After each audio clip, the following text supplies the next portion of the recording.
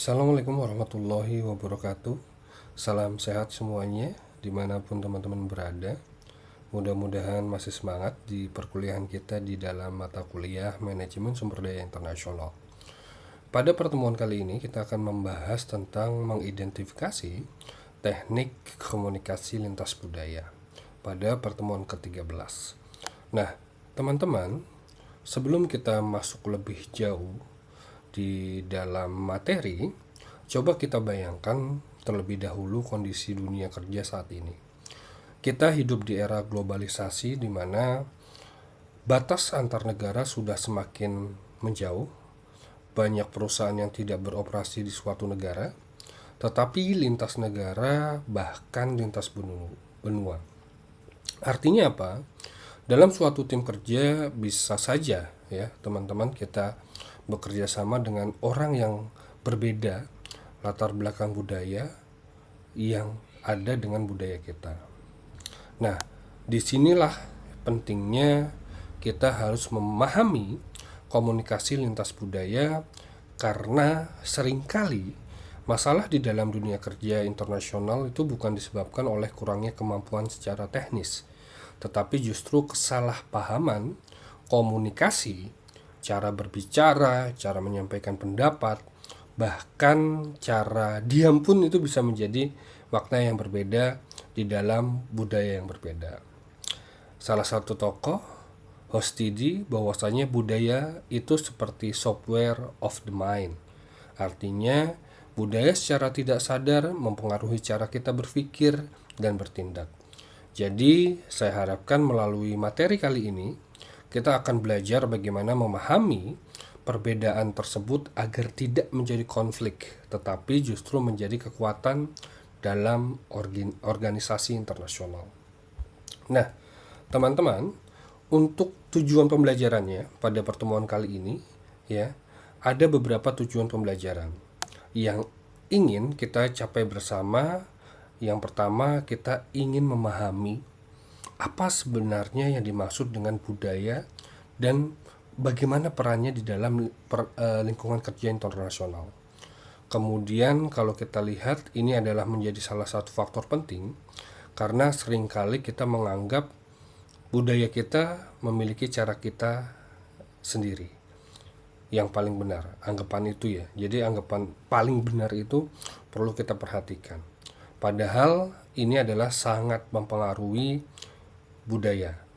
Kemudian tujuan yang berikutnya adalah bagaimana teman-teman itu mampu mengidentifikasi perbedaan budaya yang mempengaruhi perilaku seseorang di dalam dunia kerja. Kemudian di dalam mempengaruhi perilaku itu ada nilai dan ada pola komunikasi. Contohnya adalah misalnya ada budaya yang terbiasa berbicara secara langsung dan lugas. Tapi ada juga budaya di beberapa negara yang lebih halus, yang tidak suka menyampaikan penolakan secara terang-terangan. Itu juga harus kita perhatikan. Selain itu, kita juga akan membahas bagaimana teknik komunikasi lintas budaya yang efektif, sehingga nantinya kalian tidak hanya paham secara teoritis, tetapi juga menerapkan, harapannya itu menerapkan, dan setelah mempelajari materi ini, teman-teman bisa mampu membangun hubungan internasional yang positif, saling menghargai, mampu bekerja sama dengan siapapun tanpa memandang budayanya. Itu yang harus kita perhatikan di dalam tujuan pembelajaran kita di pertemuan ke-13 ini. Baik, selanjutnya kalau kita lihat teman-teman, di dalam pentingnya komunikasi lintas budaya ini, kita harus bisa memahami dulu ya, bahwasanya sekarang itu kita masuk ke dalam konsep dasarnya terlebih dahulu.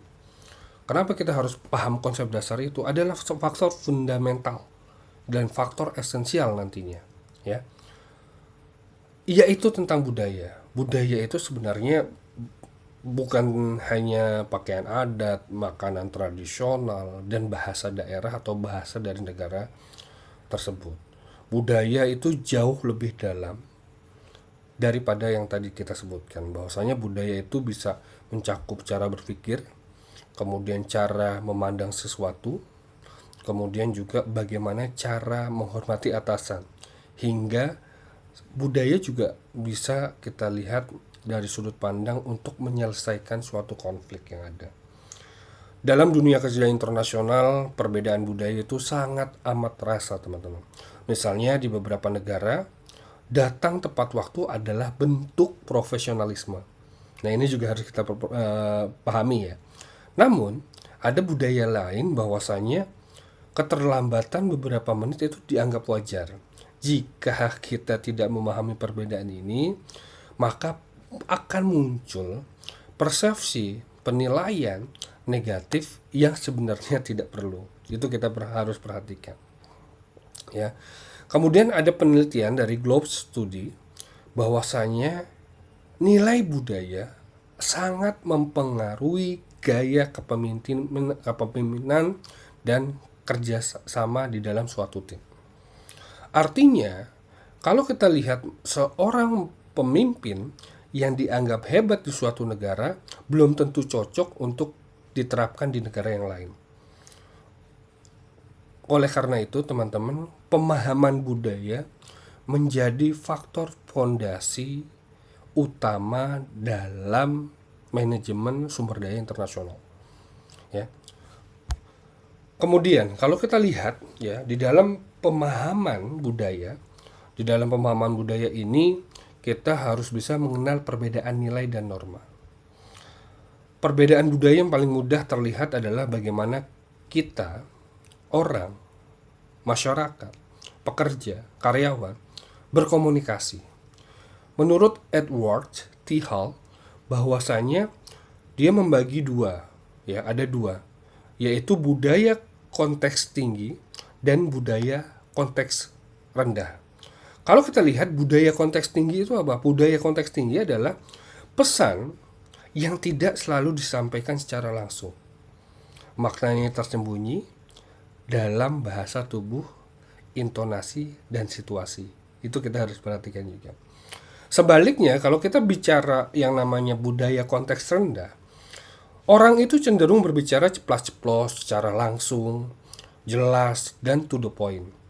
Jika dua orang yang tadi ya, dari budaya yang berbeda, berkomunikasi tanpa adanya pemahaman, itu kan akan menjadi yang namanya disinformasi atau persepsi yang salah ketika dia tidak memahami tadi konteks budaya tingkat tinggi dan konteks budaya tingkat rendah. Nah, itu juga harus kita perhatikan ya.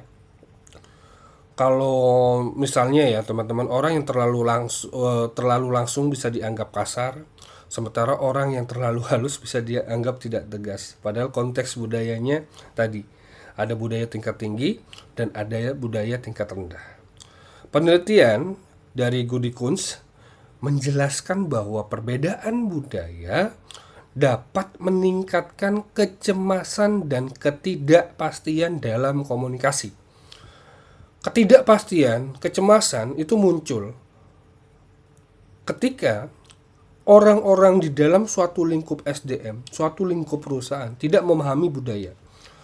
Budaya sendiri saja tidak dipahami, apalagi budaya dari negara lain. Itu yang perlu kita perhatikan.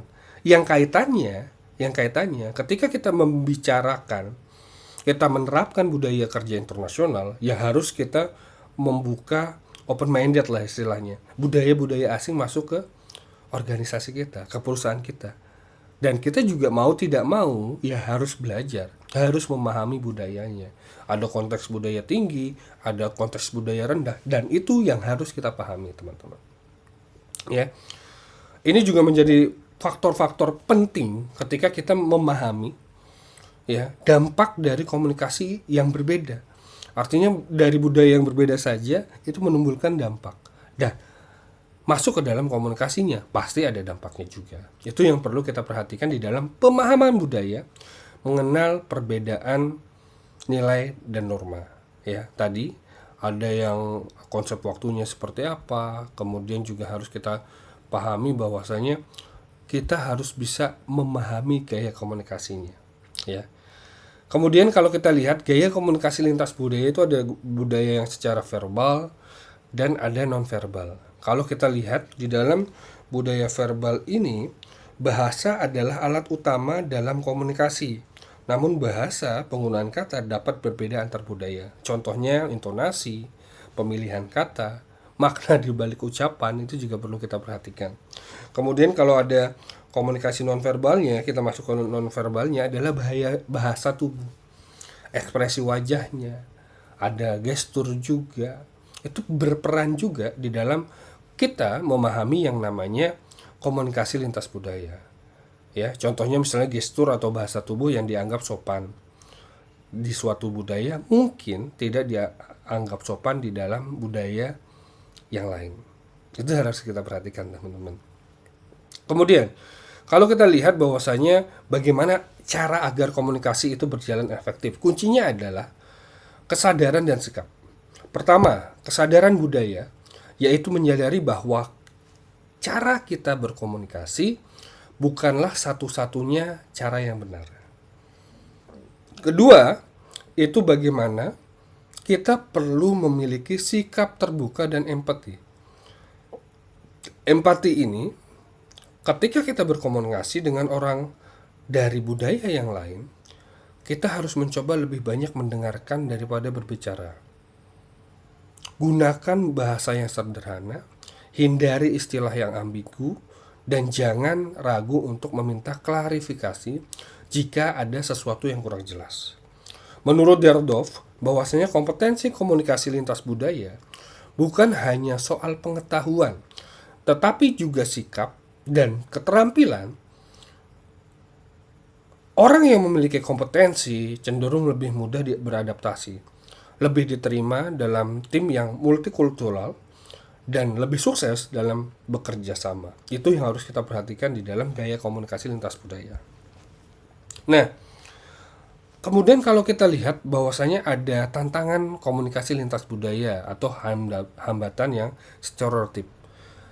Hambatan bahasa, perbedaan bahasa itu menjadi faktor juga yang harus kita perhatikan, ya. Bahasa dapat menghambat komunikasi, menimbulkan kesalahpahaman dan memperlambat proses pertukaran informasi. Kemudian ada stereotip budaya. Stereotip budaya itu adalah membuat generalisasi, ya, terhadap suatu budaya dapat menyebabkan penilaian yang harusnya bagus menjadi bias dan kurang tepat. Jadi penting untuk kita menghindari prejudice dan menghargai keunikan dari setiap individu. Kalau orang Indonesia itu kan langsung tuh dia menghakimi, dia lalu menilai seseorang. Nah, itu juga harus kita perhatikan. Kemudian yang ketiga adalah persepsi yang berbeda. Cara pandang, interpretasi, dan nilai yang berbeda di antar budaya dapat menimbulkan konflik dalam komunikasi. Itu yang harus kita perhatikan, ya. Itu adalah tantangan di dalam komunikasi lintas budaya. Ada hambatan bahasa, stereotip budaya, persepsi yang berbeda. Selanjutnya adalah bagaimana ketika kita menyikapi perbedaan budaya, adaptasi dan empati. Kalau kita bicara adaptasi, kalau kita bicara empati, kalau kita bicara open minded, pikiran yang terbuka. Adaptasi itu bagaimana kita bisa istilahnya berbaur, menyesuaikan gaya komunikasi dengan budaya lawan bicara kita. Itu adalah salah satu contoh untuk kita bisa membantu diri kita ketika kita memitigasi, mengurangi resiko kesalahpahaman. Kemudian empati. Empati itu bagaimana mencoba untuk memahami perspektif lawan bicara dari sudut pandang budayanya. Jadi kita bisa membuat atau mendapatkan rasa saling pengertian dan saling menghormati, yaitu empati. Kemudian open minded atau pikiran yang terbuka. Jadi kita harus bisa menerima perbedaan, baik itu secara budayanya, bahasanya, dan lain-lain. Dan kita bersikap toleran, dapat mempermudah proses komunikasi dan membangun hubungan yang positif. Itu bagaimana strategi di dalam menyikapi perbedaan. adaptasi, empati, dan open-minded. Dalam prakteknya, kalau dari dalam komunikasi lintas budaya, yang sangat berperan dalam berbagai aspek manajemen sumber daya internasional, mulai dari proses rekrutmen karyawan, pelatihan, hingga penilaian kinerja sampai dengan penyelesaian suatu konflik, banyak perusahaan yang multinasional kini menyadari bahwa pentingnya pelatihan lintas budaya. Menurut penelitian dari Dowling dan rekan-rekan, menunjukkan bahwa kegagalan penugasan internasional itu sering kali bukan karena kurangnya kompetensi teknis, tetapi ketidakmampuan beradaptasi secara budaya. Oleh karena itu, ya, organisasi yang sukses adalah organisasi yang mampu mengelola perbedaan budaya secara bijak dan menjadikan sebagai aset, bukan suatu hambatan. Kemudian kalau kita lihat bahwasanya yang berikutnya adalah mendengarkan secara aktif kunci sukses komunikasi lintas budaya. Bagaimana kita bisa memperhatikan bahasa nonverbal seperti ekspresi wajah, gestur, kemudian bahasa tubuhnya itu juga harus kita perhatikan. Kemudian fokus pada pesan yang akan disampaikan. Jadi tidak ada gangguan distorsi ketika kita melakukan komunikasi. Kemudian ajukan pertanyaan untuk memastikan pemahamannya. Jadi kalau kita paham jangan buru-buru kita tinggalin, tapi kita harus klarifikasi juga. Kita harus pahami dulu konteksnya, kontennya apa, baru kita bisa meninggalkan komunikasi tersebut. Kemudian hindari gangguan dan berikan tanggapan yang sesuai. Jangan berlebihan juga dalam memberikan tanggapan.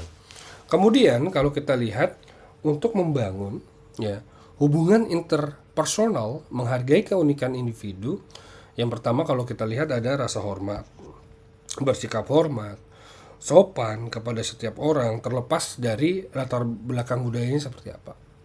Kemudian toleransi itu juga menjadi faktor yang penting, menghargai perbedaan budaya, menerima keunikan dari setiap individu dari budaya yang berbeda.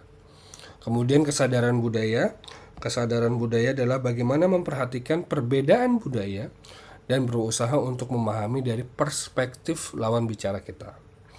Yang terakhir, keempat adalah kepekaan, menunjukkan empati dan memahami perasaan lawan bicara dalam konteks budaya mereka. Dan pada akhirnya semua akan kembali bagaimana kita membangun hubungan antar individu. Setiap orang itu pasti punya keunikannya masing-masing, membawa latar belakang, nilai, pengalaman hidup yang berbeda. Ketika kita mampu menghargai keunikan tersebut, maka hubungan internasional akan terbangun dengan lebih kuat. Carl Rogers menyebutkan bahwa penerimaan tanpa syarat adalah dasar hubungan yang sehat. Dalam konteks lintas budaya, ini bagaimana kita bisa belajar untuk tidak cepat menghakimi, prejudge misalnya, dan lebih bisa berusaha memahami. Kalau kita lihat penelitian menunjukkan bahwa tim yang menghargai perbedaan budaya cenderung lebih solid, kreatif, dan produktif. Jadi, menghargai perbedaan bukan hanya soal etika, tetapi juga akan berdampak pada kinerja. Itu harus kita perhatikan. Kemudian untuk mengembangkan kompetensi dan komunikasi lintas budaya, bagaimana kita sebagai orang yang hidup di zaman saat ini, di era saat ini, dan semua informasi bisa kita dapatkan, kita bisa mempelajari budaya-budaya lain. Sehingga budaya tersebut bisa kita pelajari, tradisinya seperti apa, nilai-nilai budaya lainnya itu bagaimana, itu bisa meningkatkan pemahaman kita ketika kita mempelajari budaya lain. Kemudian bagaimana kita harus berlatih komunikasi, artinya bagaimana kita bisa berkomunikasi dengan orang-orang dari budaya yang berbeda untuk meningkatkan keterampilan kita.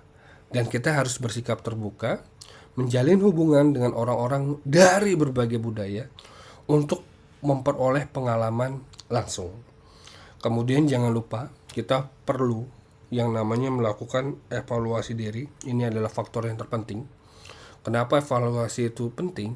Karena bagaimana kita bisa mengidentifikasi area mana yang harus ditingkatkan, area mana yang harus dipertahankan, area mana yang harus diperbaiki, komunikasi yang kayak gimana yang lebih tepat. Evaluasi diri. itu untuk kita mengembangkan komunikasi ya lintas budaya. Kesimpulan, jadi teman-teman, sebagai penutup ya, kita bisa simpulkan sebelum kita masuk kesimpulan, menjadi komunikator efektif secara lintas budaya, komunikasi lintas budaya adalah keterampilan yang penting untuk membangun hubungan yang harmonis, mencapai kesuksesan di era global dengan memahami perbedaan budaya, mengembangkan empati, dan menerapkan teknik komunikasi yang efektif. Kita tidak dapat menjadi komunikator yang efektif dan kita bisa membangun jembatan di antar budaya yang ada. Sebagai penutup, kita simpulkan bahwasanya komunikasi lintas budaya adalah suatu keterampilan yang penting yang harus kita pertahankan ya. Kemudian perbedaan budaya itu pasti ada, tetapi bukan harus dihindari. Justru perbedaan tersebut bisa menjadi sumber pembelajaran dan kekuatan kita yang ketika itu dikelola dengan baik menjadi salah satu yang baik. Saya berharap pada pertemuan kali ini ya teman-teman bisa lebih reflektif, bisa dalam komunikasi ya baik secara antar individu. Kita tidak bicara internasional terlebih dahulu, tapi coba di antar kelas, coba di teman-teman satu kelasnya ya. Dimanapun kita harus bisa berkomunikasi dengan baik ya, apalagi kalau kita bicara di lingkungan akademik maupun profesional, entah di kantor teman-teman. Mulailah kita harus bersikap terbuka dan saling menghargai dan mau belajar dengan yang namanya perbedaan. Terima kasih banyak teman-teman yang sudah menyempatkan menonton video pembelajaran kali ini. Mudah-mudahan di materi ke-13 ini kita bisa mendapatkan informasi-informasi yang bermanfaat. Lebih kurangnya saya mohon maaf. Selamat melanjutkan aktivitas. Wassalamualaikum warahmatullahi wabarakatuh.